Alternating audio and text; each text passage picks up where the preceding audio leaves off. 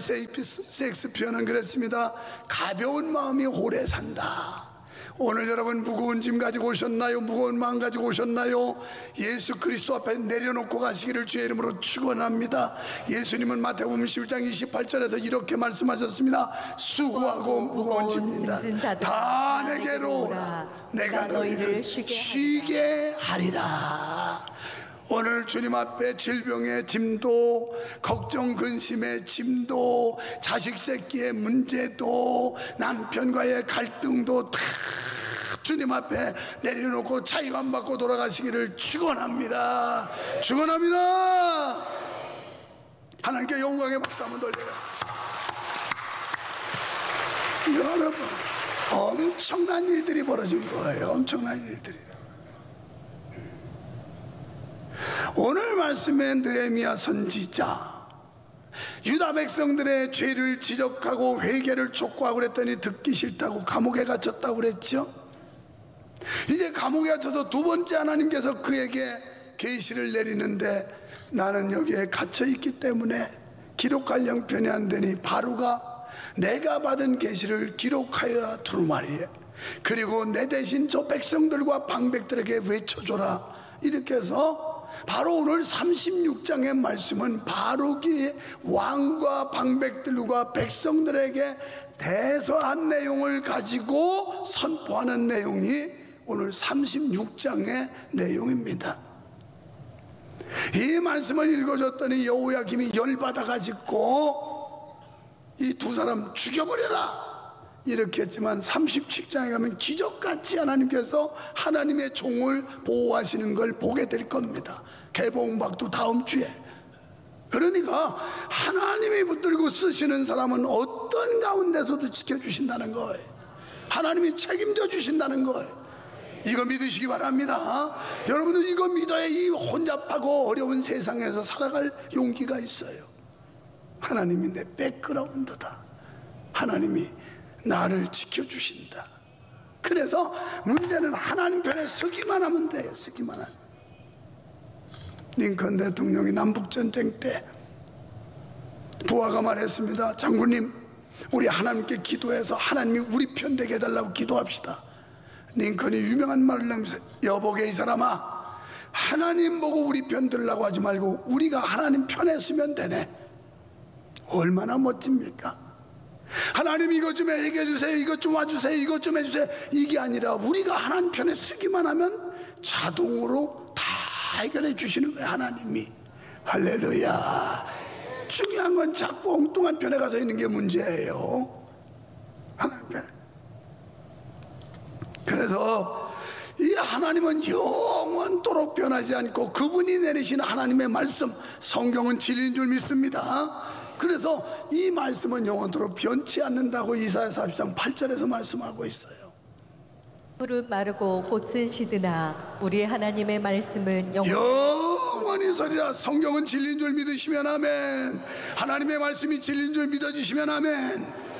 그래서 이 진리이신 하나님의 말씀을 믿고 행하면 역사가 일어나는 거예요.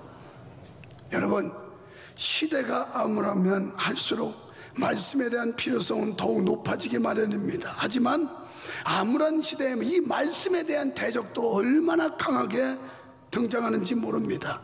바벨론 포로를 눈앞에 둔 유다에서 벌어진 사건을 통해서 우리가 얻을 수 있는 교훈이 있는데요, 하나님의 역사가 시간차가 있다는 거예요. 왜? 지금 느헤미야에게 주신 말씀을 바루기 대신 기록하고 백성들에게 선포하는 이 시점은 언제냐면 여호야김이라는 왕 즉위 4년에 있었다, 이렇게 말씀을 해요. 그런데 하나님께서 예언한 이 예언이 언제 성취되느냐? 시드기야 왕 때 성취가 돼요. 그러니까 하나님이 정하신 때에 정확하게 이루어지는데, 내가 조급하고 바쁘고 성급하다고 그래서 하나님의 때가 중지되거나 하나님의 계획이 깨지거나 이런 게 아니고, 아직 시간차가 있어서 그때가 돼야 하나님이 역사하신다는 거, 이거 믿으시고 인내의 믿음 가지시기를 주의 이름으로 축원합니다. 그래서 첫째 1절로 10절에 보니까 하나님께서는 회개를 위한 메시지를 주셨어요. 예레미야에게 하나님의 말씀이 임했습니다. 그것은 유다 예루살렘의 회개를 위한 메시지였습니다. 그들이 회개하지 않고 강박함에도 불구하고 하나님께서는 끊임없이 그들이 회개하고 돌아오기를 외치게 하셨어요. 예레미야 그리고 선지자, 예언자, 이 사람들을 보내서 계속 깨우쳐줘요. 여기서 우리 인간들의 한없는 완악함과 하나님의 한없으신 자비하심 두 가지를 보게 돼요. 인간은 하나님의 엄청난 사랑과 은혜를 받으면서도 툭하면 배신하고 툭하면 돌아서고 배쳐가고 이러는데, 하나님은 그래도 그들을 어떻게 구원하시려고, 어떻게라도 용서하고 하나님의 자녀로 세우려고 몸부림치고 애쓰시는 하나님의 모습을 보는데, 이런 모습을 탕자에 비유해서 우리는 잘 알 수가 있죠.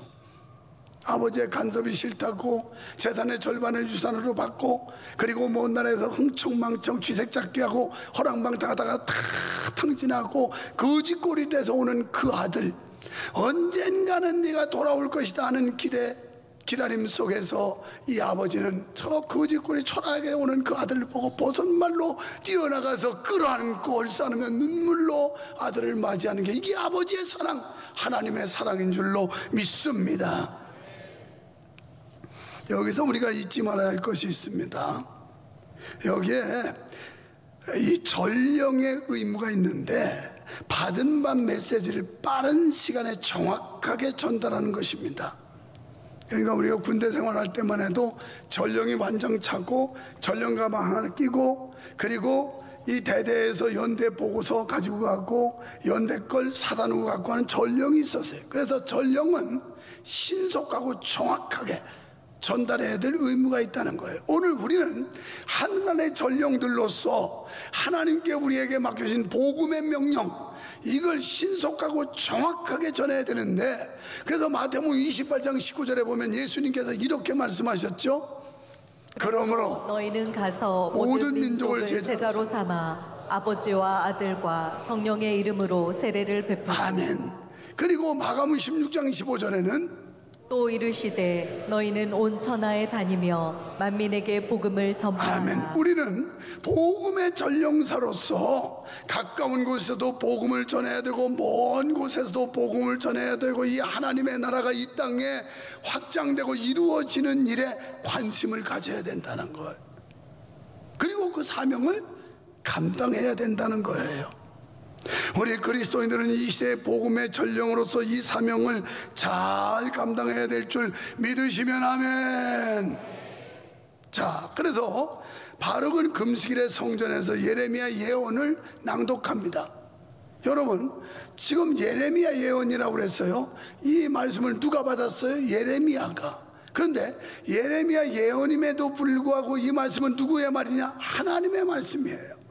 오늘 여러분이 강단에서 선포되는 말씀이 성경 말씀이지만, 이 말씀을 유목사가 선포하지만 이건 유목사의 말이 아니라 누구? 하나님의 말이라는 거. 하나님의 말, 대독하는 거. 그래서 결국 이제 이 바룩이 가서 금식일 날 막 복음을 전해요. 그런데 이 복음은 일상적인 금식이 아니고, 이 사람들이 전쟁 중이나 위험스러울 때 하는 특별한 금식 기간이었어요. 그래서 금식 기간에 가서 말씀을 전파합니다. 그러니까 이 말씀을 듣고 이들이 돌아오기를 바라는 하나님의 마음으로 전했어요. 그런데 이들은 신용만 했어요. 뭔가 회개하고 돌아오는 척하다가 도로 제자리로 가는 거예요. 이들의 삶이 지금 반복되는 그런 삶이죠.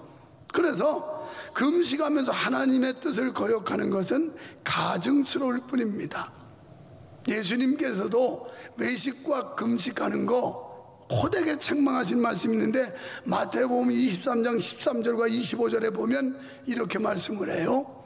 화 있을진저 외식하는 서기관들과 바리새인들이여, 너희는 천국 문을 사람들 앞에서 닫고 너희도 들어가지 않고 들어가려 하는 자도 들어가지 못하게 하는 노릇. 아멘. 저 말씀 보세요. 잘 보세요. 여기 바리새인 서기관들 굉장히 모범적인 것처럼 보였어요. 일주일에 3일씩 금식했어요. 그리고 내거리에 가서 시커먼 옷 입고 와 막면서 기도 열심히 했어요. 그런데 예수님은 오히려 그들을 호되게 신랑의 책망, 화 있을 진짜 외식한다는 거예요. 그러니까 겉과 속이 다르다는 거예요. 지금 예배는 그럴싸하게 앉아서 드리는 것 같은데 속은 텅텅 비었고 회초론 무덤 같은 이런 사람이 하나도 없어야 될 텐데 있을까 봐 걱정이야. 없다고도 못해. 또 너희도 들어가지 않고 다른 사람이 들어가는 문을 막고 있도다. 오늘 여러분의 하는 행위가 교회 부흥을 그르치거나 교회 발전을 방해하는 짓 한다면 이 사람은 화가 있는 자예요. 철부지안의 애들이 이러죠. 못 가. 교회에서 내가 하자니 하기 싫고 남 하는 건 꼴 보기 싫고 내가 먹자니 배부르고 남 주자니 아깝고 이런 사람들이 교회에 있으면 교회가 안 되는 거예요. 교회가 안 돼. 내가 이번에 선교제 갔다 오다가 비행기값이 비싸서 또 필리핀 항공을 탔어요. 조금 차이 나면 국적기를 타는데 워낙 차이 나니까 그래서 타고 있는데 저쪽에 통로에 들어온 낯익은 목사님이, 머리가 하얀 목사님이 들어와요. 내가 잘 뭐 친하고 잘 아는 분이죠. 통합측의 목사님인데 들어와요. 목사님 어떻게 여기서 만나냐고, 반갑다고, 어디 갔다 오냐니까 뭐 선교지 갔다 오는 거 막 이렇게. 근데 옆에 와서 몸은 못해요. 왜 여기에요? 그랬더니 여기래. 그래서 내 옆자리에 앉았어요. 그러고도 뭐 목회자가 서로 뭐 목회 근황 뭐 이것저것 안부 나누지 않겠어요? 그러면서 제가 그랬어요. 그분도 일산에 큰 교회를 열고 우리 또래지만 조금 일찍 은퇴를 한 분인데 제가 우리는 160억 들여서 꿈마당 비전센터를 세우고 있다고. 그런데 3주 전에, 3주 이제 벌써 4주 되려나? 3주 전쯤 된 건데 내 아들하고 통화하는데 건축은 어떻게 돼가느냐고. 그래서 지금 3층 쳤고 이제 4층 올라간다. 그럼 몇 층까지 하느냐고. 다 된 거냐고. 그래서 아니다, 6층이다. 그 6층이면 끝나냐고. 6층은요 10m 높이기 때문에 3층 높이가 한꺼번에 올라간다. 그럼 끝나요? 아니다. 그 꼭대기에 옥상에다가 한 귀퉁이 한 30평 되는 거 아빠가 물러나면 원로 목사실 하려고 하나지. 아빠 그거 왜 하셨어요? 그냥 깨끗이 물려주고 떠나요. 그 후임자 부담스럽게 왜 거기 있으려고 그래요? 이러더라고. 그랬어요. 그랬더니 아니에요, 그것도 필요해요. 자기는 자기 심하던 교회 1년에 6번이나 갈까 말까래요. 그런데 신임 목사하고 성도가 갈등이 생길 때가 여러 차례 있었다는 거예요. 그때 어려우니까 도와달라고 그래가지고 가서 교회를 수습한 적이 있다고 그러면서 그 필요하다고, 원로 목사실도 있어야 된다고 또 그러대. 그러니 나 이거 어느 장단에 춤을 춰야 될지 모르겠어. 우리 아들은 그거 왜 했냐고 말이지. 그냥 깨끗이 떠나라고, 후임자 부담스럽지 않게. 또 은퇴한 경험 있는 목사님, 아이 그거 필요하다고 또 그러고.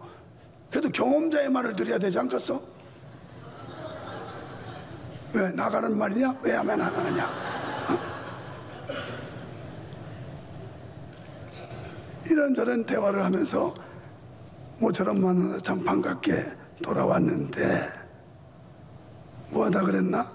위선, 가식, 이거 하나님 앞에 책망 들어요. 책망 들어. 두 번째는 11절로 19절에 방백들은 두려워했어요. 먼저 방백들이 바룩을 불러가지고 두루마리 성경을 읽어달라고 그러죠. 그게 듣습니다. 여기서 우리가 알아야 할 중요한 교훈이 있는데, 우리 자신의 신앙생활의 옳고 그름의 거울이 뭐냐? 성경이에요. 성경 말씀에 비추어서 내 믿음의 옳고 그름을 판단해야 되는 거예요. 이걸 일찍이 알았던 다윗 왕은 시편 122편 1절에서 이렇게 고백해요. 사람이 내게 말하기를 여호와의 집에 올라가자 할 때 내가 기뻐하였도다. 사람들이 오늘 주일이에요, 교회 갑시다 할 때 막 마음이 흥분되고 기뻤다는 거예요. 그 이후로 2절에서 여호와의 전에 감사의 제사를 드리려고 간다. 그러더니 5절에 가서 이렇게 말씀을 해요. 거기에 심판의 보좌를 두셨으니 곧 다윗의 집의 보좌로다. 아멘. 여러분, 다윗은 왕이었어요. 그가 말하는 게 곧 법이에요. 그가 생각하는 대로 하면 돼요. 누구도 이나 토시를 못 따라요. 그런데 다윗은 나도 인간인지라 부족하고 실수가 있고, 그래서 하나님의 말씀의 기준에 비춰봐야 되고 성경에 자기 자신의 삶을 견줘봐야 옳게 살 수 있다는 것 때문에 여호와의 전에 가자 할 때 내 마음이 기뻤다. 거기는 주님의 보좌, 판단의 보좌가 있다. 이렇게.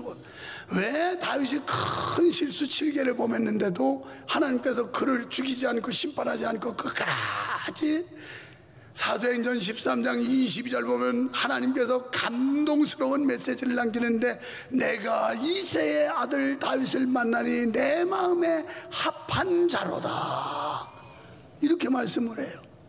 하나님이 뿅 갔어.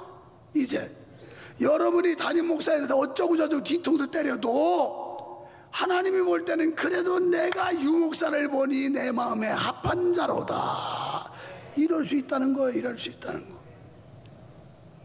그래서 내가 왜 하나님이 다윗을 큰 실수가 있음에도 버리지 않고 저렇게 쓰셨을까 생각했어요. 이것은 모든 시대, 모든 사람들에게 동일하게 적용되는 진리인 줄로 믿습니다. 그 방백들은 하나님의 말씀을 듣고 사태의 그 심각성을 어느 정도 인식을 했어요. 하지만 깨닫기는 했지만 행동으로 옮기지를 못했어요. 그렇습니다. 우리가 예배 시간에 하나님의 말씀을 듣고 깨닫는 것으로는 안 돼요. 깨달았으면 우리의 삶으로 연결이 돼야 돼요. 삶 속에 실천이 돼야 돼요. 이게 깨달은 거예요. 우리는 느끼는 두려움은 사람으로부터 오는 게 아니고 하나님께로부터 오는데요, 모세는 호렙산에서 하나님의 영광을 보는 순간 두려워 벌벌 떨었어요. 그 증거가 출애굽기 3장 6절에 보면 이렇게 고백을 하고 있어요. 또 이르시되 나는 내 조상의 하나님이니 아브라함의 하나님, 이삭의 하나님, 야곱의 하나님이니라.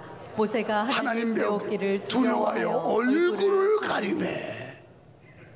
하나님의 영광을 본 자마다 다 동일한 느낌이에요. 이사야 6장 5절에 그때 내가 말하되 바로다, 나여 망하게 되었도다. 나는 입술이 부정한 사람이요 나는 입술이 부정한 백성 중에 거주하면서 만군의 여호와이신 왕을 배웠음이로다 하였더라. 아멘. 옆 사람 쳐다보고 말 잘합시다. 예쁜 말 합시다. 좋은 말 합시다. 착한 말, 빨리 해. 착한 말 합시다.